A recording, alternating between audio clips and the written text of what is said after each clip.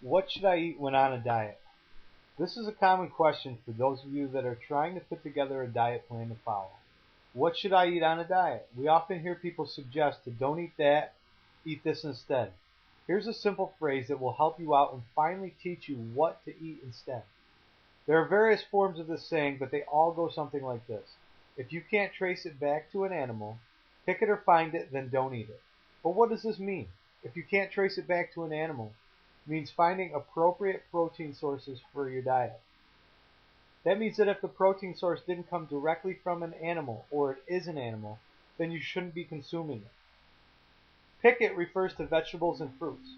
Think about hunters and gatherers. Both pick it and find it means that your fruit and vegetable sources should be actual fruits and vegetables from a farm stand or organic section of the supermarket.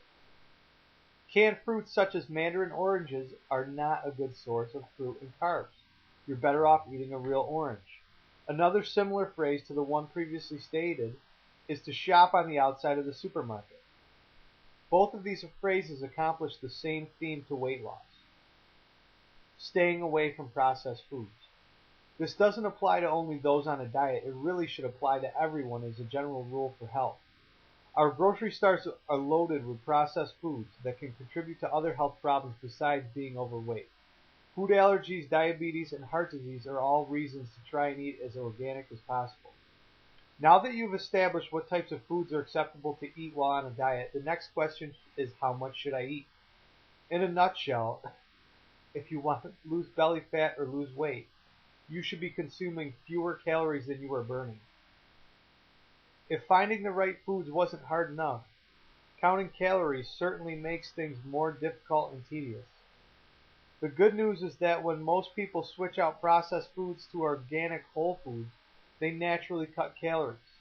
The reason this happens is because chicken, fish, beef, eggs, vegetables, and fruits are all very low calorie by nature compared to processed foods.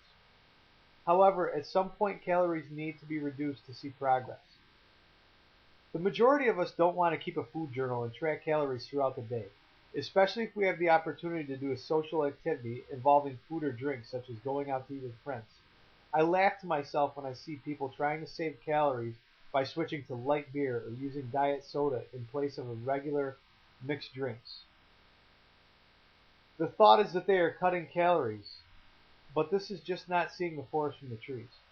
There are easier ways to cut calories and get results. More importantly, there are ways to cut calories without giving up the foods you love or the social aspect of your life. Intermittent fasting is that exact way. You naturally cut calories by voluntarily fasting 2 times a week. The remaining days of the week you are free to eat what you want. However, for success, it would probably be in your best interest to try and make good decisions the majority of the time.